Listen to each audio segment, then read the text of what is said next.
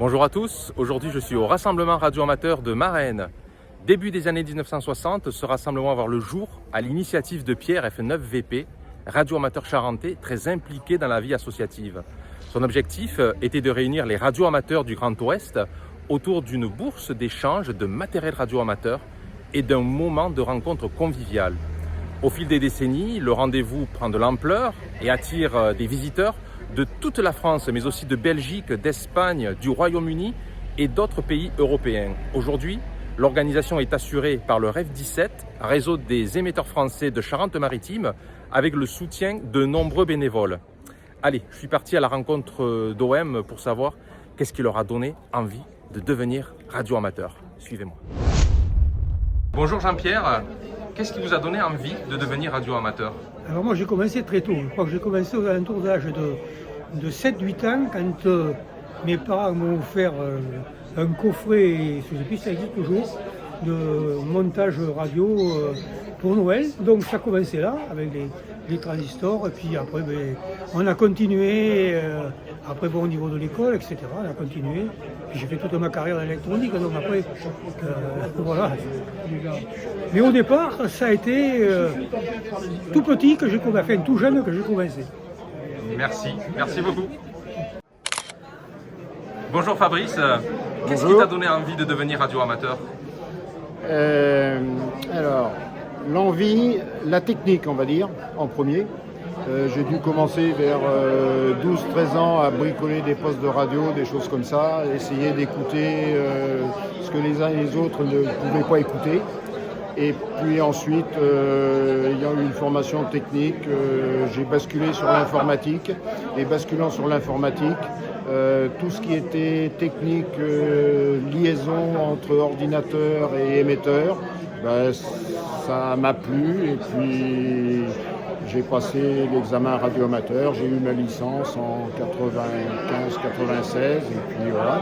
Et de ce fait, ça a intéressé des copains et puis ils m'ont dit oui mais viens dans le club, machin, etc. Enfin tout ce qui va bien dans ce domaine. Merci beaucoup. On s'occupe. Merci beaucoup Fabrice, merci à toi. De rien. Bonjour Bernard, qu'est-ce qui vous a donné envie de devenir radio-amateur? Tout à fait bizarrement, j'habitais Limoges, à côté de la gendarmerie, et un jour j'ai entendu les gendarmes dans la télé. Alors je me suis inquiété de savoir ce que c'était, j'ai essayé d'écouter, mais bon, ça marche pas à tous les coups. Et après je me suis passé sur les BCL, et j'ai trifouillé les BCL, que ma mère a mis à la poubelle d'ailleurs, hein, entre parenthèses. Et après j'ai été voir au Radio Club, et puis voilà, c'est parti comme ça. Voilà. Merci. Bonjour Manu. Oui, Qu'est-ce qui t'a donné envie de devenir radio-amateur? bien c'est un jour au camping d'Eda, exactement, dans le 63. Mon père veut me faire découvrir la radio et me dit on va faire un poste radio avec une pomme de terre. Donc du coup, on a pris une pomme de terre, 2 clous, du fil, on a fait une prise de terre, on a fait une antenne. Et on s'est mis à écouter ce qu'on a pu à l'époque. On entendait plus des cracouillis qu'autre chose. Et ça m'a donné le virus. J'en ai encore la chair de poule aujourd'hui, le fait de le raconter. Merci pour cette anecdote, merci beaucoup. Bonjour Jean-François, qu'est-ce qui t'a donné envie de devenir radio-amateur? Alors, faire court, la passion de communiquer avec les gens et de parler au monde entier. Moi, c'est ce qui m'intéresse. Parler avec les gens que je ne connais pas, un petit peu comme le monsieur tout à l'heure, essayer d'améliorer la langue de Shakespeare, malgré que je ne parle pas bien anglais, ça me plaît bien. C'est surtout ça, le contact avec les gens. Voilà. Merci.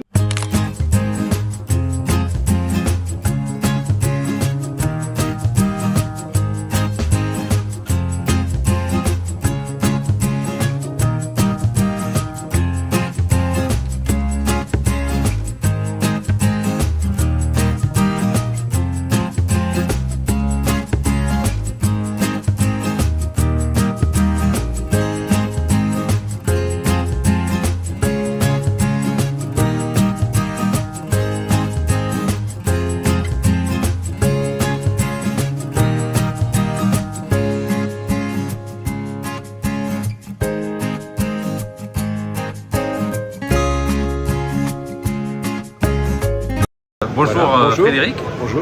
Est-ce que vous pourriez nous présenter un petit peu votre société? Alors ProSiC, c'est une société qui a été créée en décembre 2007 pour démarrer en janvier 2008. Donc ce qui veut dire qu'on a quand même un grand temps d'existence. Initialement, on était tourné vers les marchés institutionnels. Et puis le marché amateur est venu vers nous, nous a demandé d'être présent sur le segment radio amateur. Et donc on est venu sur ce segment et compte tenu qu'on a des capacités techniques parce qu'on a 450 mètres carrés de bureau, on a un labo pour faire du dépannage, on a 60 mètres carrés de stock permanent, on a une salle de formation, salle de réunion, un showroom.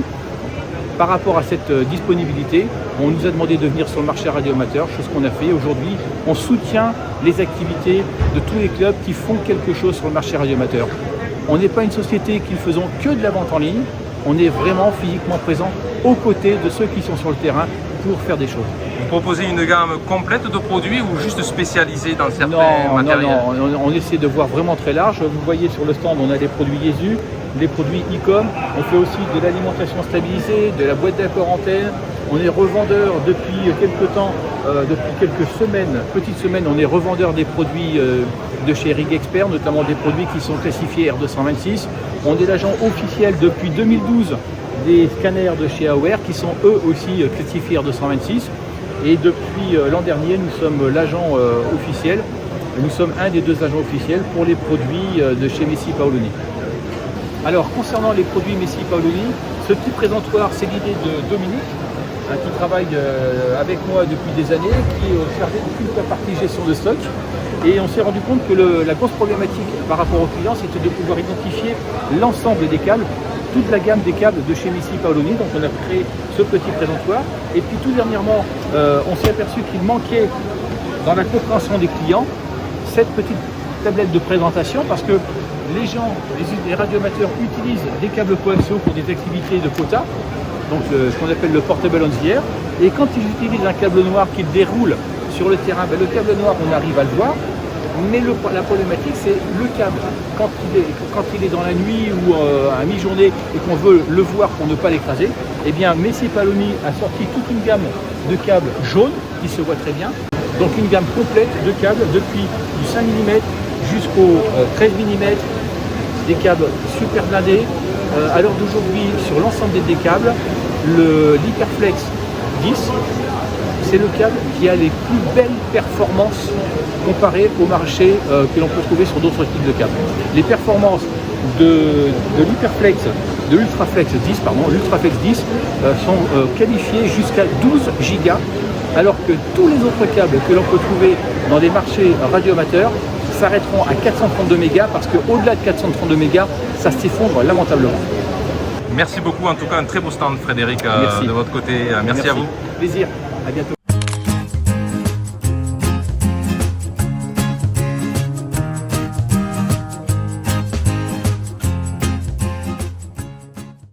Bonjour Patrick, est-ce que vous pourriez nous présenter un petit peu votre société? DX Avenue est spécialisé surtout dans le haubanage isolant depuis le début. Donc tout ce qui gravite autour du montage des pylônes, des antennes, avec du haubanage qui est fabriqué en Dordogne. Et sinon après, tout ce qui est connectique antenne, câble coaxial, je me limite à ça. Je ne vends pas d'appareil proprement dit. L'entreprise existe depuis combien de temps? L'entreprise DX Avenue existe depuis 7 ans et je suis implanté en Dordogne. D'accord. Vous venez régulièrement aussi sur le salon de Marennes? Oui, le salon de Marennes, c'est sentimental. C'est un salon qui est proche de chez nous. Moi, je viens du 24, donc 24-17, c'est à côté. Et puis, on retrouve un tas d'amis. On aime beaucoup venir à Marennes. On faisait beaucoup plus de salons dans le passé. Et maintenant, on se limite à Marennes et à Amexpo, au Mans. Voilà, c'est les deux seuls salons qu'on fait dans l'année. On peut vous retrouver sur Internet, vous avez tout à fait, dxavenue.com. Et 90% de mon activité se fait sur Internet. Merci Patrick, merci à vous, bonne journée. Merci.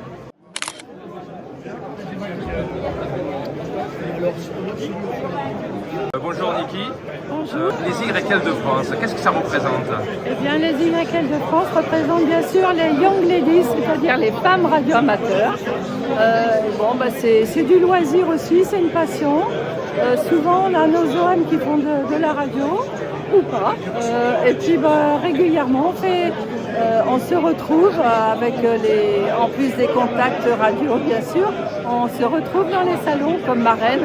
On le fait depuis quelques années et puis ça se perpétue et on a toujours une bienveillance, un accueil qui est sympathique, donc on continue. Et on est, comme vous voyez, cette petite dame, cette YL, elle revient depuis, ça fait au moins 6 ans qu'elle fait de la radio et elle revient systématiquement. On se retrouve pour les salons, que ce soit Marraine ou ailleurs, Bressuire, à Mexpo, voilà, tout. Est-ce que votre conjoint est radio-amateur ou pas? Oui, effectivement. On a, comme je disais, beaucoup de nos OM font de la radio. Et puis aussi, je demande aux YL qui accompagnent les OM là, pour les salons, si ça les intéresse. Et souvent, elles assistent au contact radio. Et ce qui fait qu'elles ont tout, elles ont le matériel et elles connaissent déjà toute la rythmique de la radio. Donc, et il y en a qui sont intéressés. Et puis nous avons une ancienne SWL, elle est quand même F0, mais elle va continuer, elle va avoir son indicatif bientôt. Voilà. Comment on fait pour rejoindre les YL de France? C'est une association loi 1901? Oui, tout à fait. Nous avons un contact radio en leur emphonie. Le samedi matin, donc ce matin, là, bientôt, les collègues vont prendre, là je n'ai pas d'antenne, mais bon, c'est pas grave, à 11h sur le 788. Et puis nous avons un contact, c'est double, le vendredi soir. Ça change selon si c'est hiver ou été. Et là, en ce moment, c'est le 7033 à 21h. On a les petites YL qui vous attendent, voilà. Merci beaucoup, Niki. Merci à vous. À bientôt. Merci bien.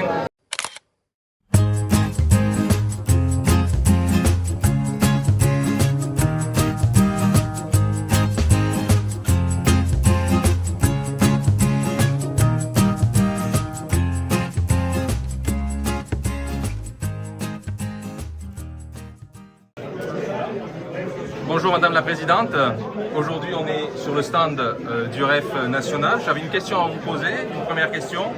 Quel message souhaitez-vous adresser aux radioamateurs réunis aujourd'hui au Salon de Marennes? Bonjour, je leur souhaite un très bon salon, de bons achats et qui s'amusent bien. Comment voyez-vous évoluer le radioamateurisme dans les 10 prochaines années?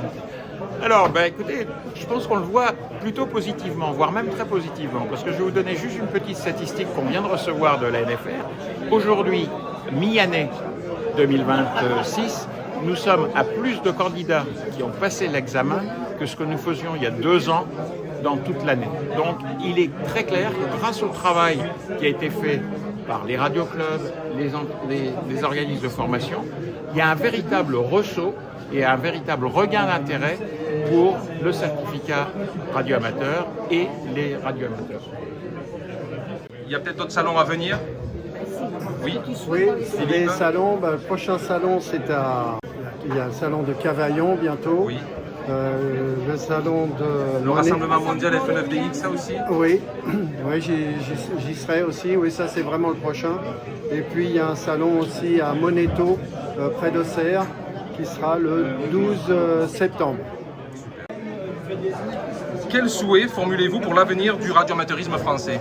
Moi, mon souhait serait que tous les radioamateurs français aient vraiment l'esprit OM, avec la tolérance, l'amabilité, le respect surtout des uns et des autres. Voilà, c'est tout.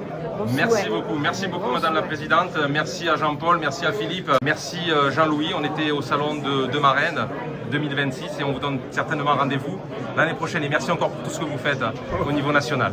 Merci, au revoir.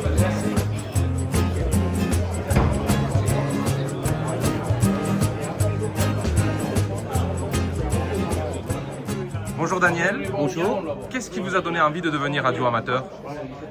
Quand j'avais 9 ans, j'écoutais beaucoup les ondes courtes et donc le broadcast et les radio-amateurs quand ils étaient en AM à l'époque. Et ça m'a donné envie de les contacter un jour. Alors j'ai commencé par la CIBI en 73 parce que je travaillais à l'hôpital du Val-de-Grâce à Paris et un des patients faisait de la CIBI et c'est lui qui m'a initié à ce mode de transmission en me disant il faut savoir écouter avant de savoir émettre. Voilà. Et après, quand j'ai fait le tour un peu de la CIBI, j'ai dit bon, il n'y a pas que ça, maintenant je vais passer la licence. Et j'ai passé la licence en 92. Merci. De rien. Super. Bonjour Philippe. Salut Xavier. Qu'est-ce qui t'a donné envie de devenir radio-amateur? Alors, c'est grâce à notre radio amateur, F5 RSE, qui était mon mentor. Tu vois, je suis un petit peu ému. Quand je parle de Julien, c'est grâce à lui, il a passé son examen et il m'a dit, Philippe, il faut que tu passes ta licence. Voilà, tout simplement. Alors moi Philippe, je le connais avec un QSO qui est devenu, on va dire, presque mondial. Ouais, international, effectivement. International, le fameux QSO des hiboux. Voilà. Est-ce que tu peux nous en parler un petit peu? Alors la nuit des hiboux, c'est tous les vendredis soirs à partir de 20h. Mais bon, 19h30, il y a le pré-QSO, le pré-réseau. Et effectivement, il y a tous nos cousins de l'autre côté de la Grande Mare, du côté du Québec, qui sont très présents. Et il y a un petit match amical France-Québec tous les vendredis. Et ça fait vraiment très très plaisir. Et je vais aussi les saluer lors de leur QSO, leur réseau. Et ils me rendent 100 fois l'appareil, si je puis dire. Et il y a aussi quelques OM de la Nouvelle-Calédonie avec Eric qui viennent souvent. Il y a la Réunion aussi qui se présente.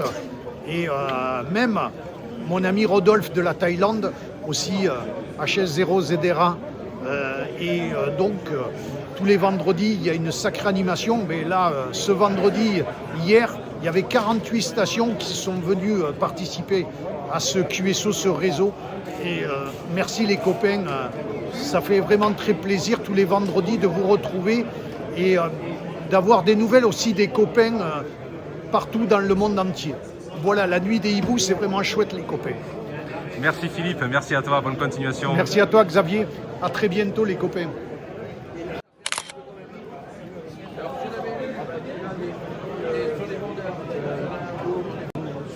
Bonjour François. Bonjour. Je suis sur le stand FFUCB. Est-ce que vous pourriez me dire ce que c'est cette association? Alors c'est une association à but non lucratif des amitiés du 27 MHz et c'est l'Union francophone de la Citizen Band qui a été fondée par M. Bernard Arnoux, notre président qui est à ma droite. Et ça a été fondé, si je ne me trompe pas, en 1979. Et beaucoup d'adhérents au niveau de ce club. Et en termes d'activité? Et en termes d'activité, alors aujourd'hui on est au Salon de Marraine, comme tous les ans. Et en termes d'activité, on fait tout ce qui est assistance radio dans la région de Royan, Médis pour Octobre Rose, les rallyes et certaines courses canicross et tout ça, mais ça c'est pour Octobre Rose. Merci à toi, merci beaucoup. C'est moi qui vous remercie. Bonjour Claude. Bonjour Xavier, enchanté. Donc vous êtes aujourd'hui au salon de Marraine. Oui. Qu'est-ce que l'AMSAT francophone pour ceux qui ne connaissent pas? Alors l'AMSAT déjà, globalement c'est une association internationale déclinée dans différents pays. Et donc l'AMSAT francophone a pour vocation de faire du support pour les activités satellites, pour les radios amateurs et en langue française. D'où le francophone, AMSAT francophone. Donc il y a plusieurs volets, il y a plusieurs activités. Il y a une activité par exemple sur l'éducation avec un programme qui s'appelle ARIS et qui permet aux collèges, lycées, en général c'est à ce niveau-là que ça se passe, de pouvoir converser avec des astronautes qui sont dans la station orbitale. Donc là on a eu par exemple jeudi et vendredi en fin de journée des contacts avec la cosmonaute française actuellement en orbite et qui avait une série de questions. Elle a répondu à ces questions en anglais. Donc il y a eu un flot montant de questions directement posées par des collégiens ou des lycéens. Et elle a répondu sur d'autres canaux, d'autres fréquences bien sûr, et a répondu à ces questions. Et ce, pendant le passage de la station orbitale, à peu près une dizaine de minutes. C'est à peu près l'ordre de grandeur. Et donc ça permet d'avoir des échanges. Donc ça c'est un aspect, il y a des dossiers à faire, etc. pour être candidaté et pour être retenu, pour pouvoir faire cette activité. Donc ça c'est un aspect. Il y a d'autres aspects comme, vous avez là par exemple, si vous pouvez me montrer si vous voulez. Donc ça c'est un simulateur de CubeSat. Un CubeSat, c'est un satellite qui fait 10 cm sur 10 cm sur un multiple de 10 cm. C'est envoyé par exemple Ariane. Imaginez Ariane, imaginez la coiffe ici, ça c'est pas Ariane, peu importe. Imaginez la coiffe, dedans il y a un énorme satellite, plusieurs tonnes, mais il y a plein de place du coup. Mettre quelque chose de 10 cm dedans, 10 cm au carré, il reste de la place, quoi. Et donc les CubeSat sont lâchés dans l'espace, ils sont en libre accès, et ils vont enregistrer. Là par exemple sur celui-là il y a une caméra, mais il est tout simple. Et il y a des étudiants qui dans les universités vont autour d'une base CubeSat fabriquer quelque chose pour mesurer la température de la Terre, le rayonnement du soleil, etc. Et donc pour ça, on va utiliser des fréquences radio amateurs pour recevoir l'information du CubeSat. Donc ça c'est un simulateur de CubeSat, ça nous permet d'aller dans des établissements scolaires avec ça, et puis de montrer aux élèves, étudiants, voilà, ce qu'on est capable de faire, ce qu'on peut faire, ce qu'ils peuvent faire. Parce que on fournit toutes les pièces qui vont bien pour faire ça. Des circuits imprimés, après charge à eux d'acheter les composants, mais il y a des circuits imprimés prééquipés et ils peuvent jouer entre guillemets avec. Là on voit des flux, quand ça se met en route, on voit le flux par exemple qui est transmis avec des images, avec la température, avec la pression. Voilà. Donc ça c'est un type de support également. Ensuite il y a tous les supports aux amateurs. Moi si je veux aller sur le QO100, qui est un satellite assez célèbre, payé plutôt par les Qataris, qui est géostationnaire, donc on le voit en permanence. Si je veux faire une station QO100, je peux m'appuyer sur l'AMSAT pour poser des questions, avoir des informations, connaître un peu mieux leurs fréquences, etc. Et puis donc pouvoir converser avec ce matériel QO100. Juste avant que vous ne passiez sur ce stand, il y avait une personne qui était le 3e en record du monde de nombre de contacts sur la planète avec le QO100. Bon, le 3e mondial, il est français. Voilà, c'est quand même. Donc voilà, c'est le genre d'activité que l'on peut avoir. Donc aussi bien une activité donc, axée sur l'enseignement. C'est pour ça qu'on a ce genre de petite plaquette là, qui est vraiment très didactique pour les enfants ou élèves, pour expliquer ce qu'on peut faire. Également, donc je l'ai précisé avec le CubeSat, et puis n'importe quelle activité liée à la réception d'informations ou l'émission d'informations vers les satellites. Super, merci Claude. Qu'est-ce qui vous a donné envie de devenir radioamateur? La frustration d'entendre et pas parler. C'est aussi simple que ça.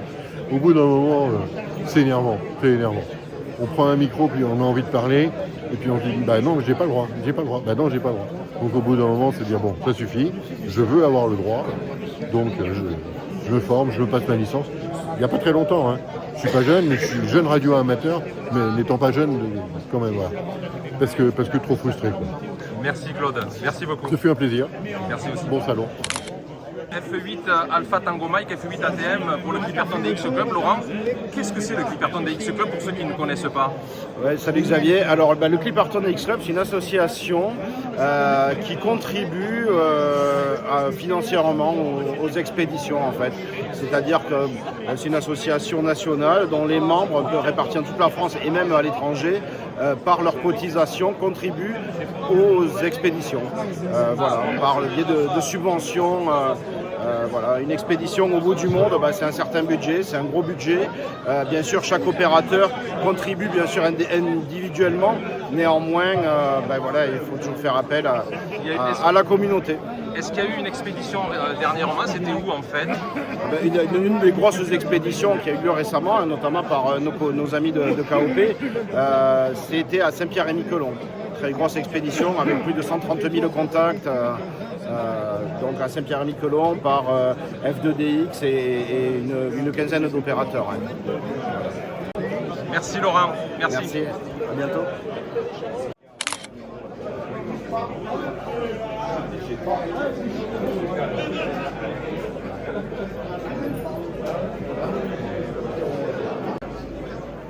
Voilà, je suis avec le président du réseau des émetteurs français département 17, avec Jean-Yves, F1 Oscar Mike Zulu, F1 OMZ. Bonjour Jean-Yves. Une petite question à vous poser. Le salon de Marennes est considéré comme l'un des plus anciens rassemblements radio-amateurs de France. Quel est selon vous le secret de cette longévité? Alors je pense que c'est déjà le plus ancien, démarré en 1962, à une époque où moi j'étais tout petit. Et le secret en fait, c'est l'envie. C'est l'envie de faire, c'est les bénévoles qui sortent les mains des poches, qui sont fanas, qui ont envie de faire avancer et surtout perdurer. En fait, c'est un petit peu comme les chefs-d'œuvre en péril, en fait. On fait en sorte de les garder longtemps, donc de raviver tous les ans la même flamme. Mais c'est surtout le boulot de toute une équipe, hein. Voilà, c'est ça qu'il faut dire. Combien de bénévoles sont mobilisés pour organiser un tel événement? Alors, pour l'événement, on mobilise les 10 personnes du conseil d'administration et puis plein de gens. On est à peu près entre 15 à 18 personnes qui viennent au total, dont certains viennent nous aider parce qu'il y a toute la mise en place des salles le vendredi, c'est beaucoup de travail, et tout le rangement le samedi soir, c'est encore beaucoup de travail alors qu'on est déjà tous bien fatigués. Et en fait, on a des gens aussi qui viennent spontanément nous dire s'il y a quelque chose à faire, qu'est-ce que je peux faire? Quel message souhaitez-vous adresser aux visiteurs qui découvrent le radioamateurisme aujourd'hui? Le message est compliqué parce qu'en fait, la radiocommunication d'amateurs, elle a été un petit peu mise de côté par le téléphone portable, mais c'est un loisir scientifique dont on n'a jamais fait le tour. Bien malin qui est capable de dire moi je connais tout en radio et je passe à autre chose. Voilà. Donc il y a toujours quelque chose à apprendre, quelque chose à découvrir, quelque chose à inventer. Même s'il y a de moins en moins de bricoleurs, il y a de plus en plus de gens qui vont dans le domaine informatique pour faire avancer le système. Ce qu'il faut, c'est que les jeunes n'aient pas peur en fait et se motivent en se disant le passage de l'examen est relativement facile. D'abord je passe mon examen, à l'issue j'apprendrai à faire de la radio. À l'issue, au contact des anciens, je saurai comment faire et je deviendrai aussi un bon radioamateur. Merci beaucoup Jean-Yves. Voilà, Jean-Yves, président du REF 17. Merci à vous. Ainsi se termine cette belle édition de ce rassemblement de Marennes. Merci aux organisateurs qui ont fait un travail fabuleux.